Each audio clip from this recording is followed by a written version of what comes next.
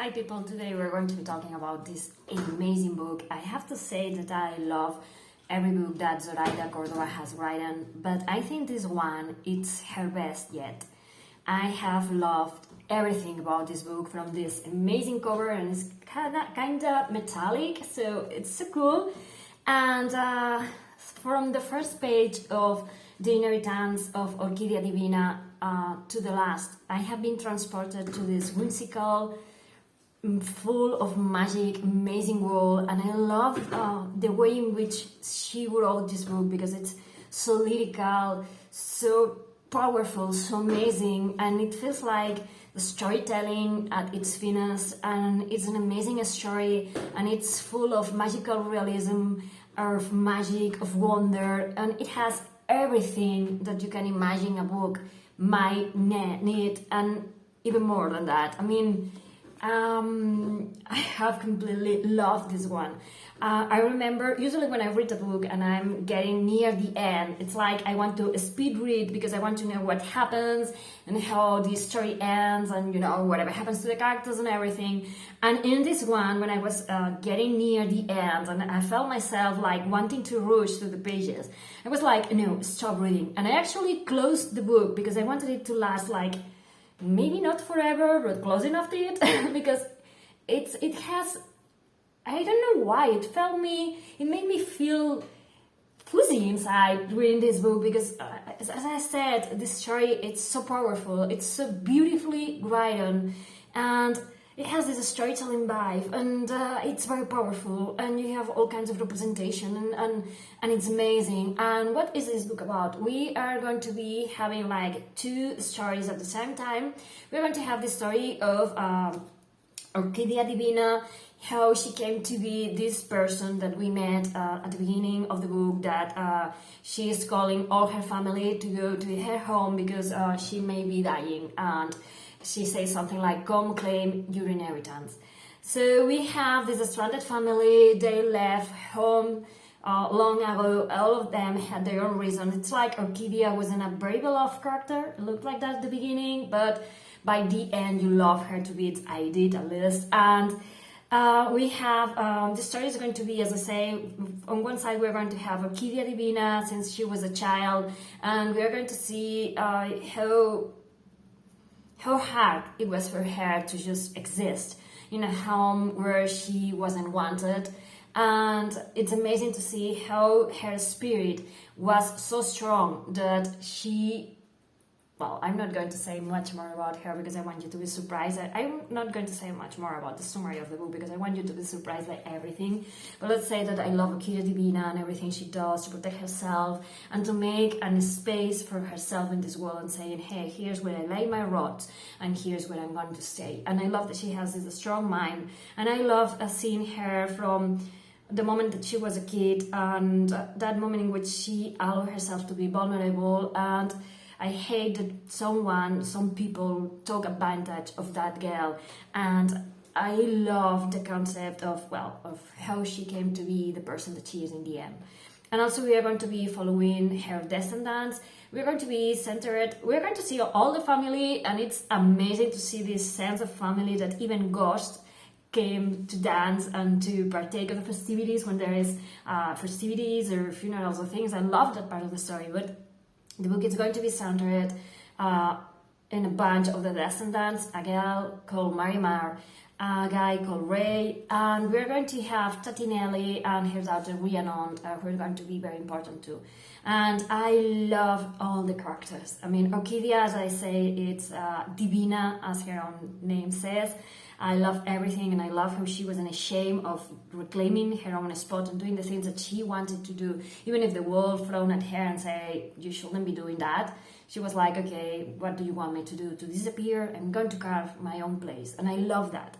And I love that it also makes us reflect about Guayaquil and the city and how the people live before, some other people began, changing the layout of the city and taking profit of all the things and the people and it's something that's happening nowadays, that people are evicted, I don't know if that's the correct word, from their homes because there is rich people that want to construct in places that belong to other people, and I hate these kind of things, and this book is going to talk about it too.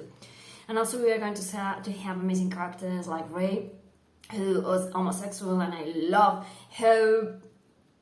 I love everything about him. I love how he manages to at the beginning he is doing this job and he's enjoying it, and he's a character that's like very cynical, and but you love him because you know that he has a very tender heart, and I love how fuzzy and amazing he is. And Ray has to be one of my favorite characters because he has always this sentence to say that's very spot on. It can be very ironic or it can be very hurtful, and I love him as a character.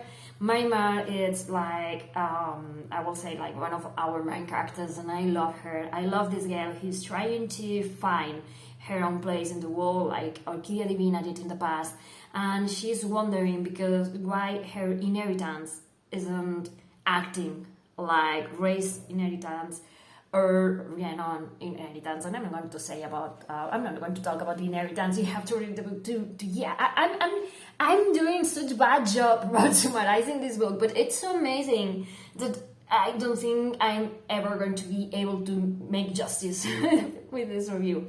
But yeah, I mean, we have these characters I was saying. Marimar is an amazing girl. Everything it's passed down to her, the plot, the land, the home. And she begins to reveal things, and she begins to find her own place. And she keeps wondering why she is different. Why, as I was saying, the inheritance is manifesting in her in the same way that it's manifesting in the rest of the family. So she's going to do things, to wait. She's going to wait, she's going to scream, she's going to cry, and she's going to arm herself and go find the answers wherever they are. And I love that resolution, and I love that we have such powerful female characters in this book. And also we are going to have Rhiannon, that's a very young child, and I love how she sees the world because she's a kid.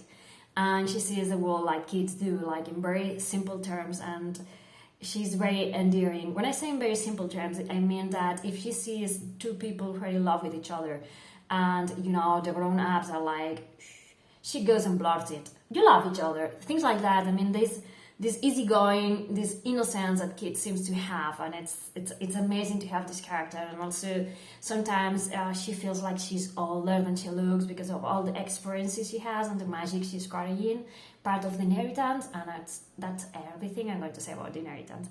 So this book, it's about family, about belonging, about finding who you really are even in the face of adversity, or maybe even more finding who you are in the face of adversity, and finding your own place and finding your own roots. It's something that's very powerfully written and delivered in the book. And I love how magic is present in every page of this book, and I love the circus and the wonders that we are going to find inside this book. And for me, the suspension of disbelief in this book work fantastically.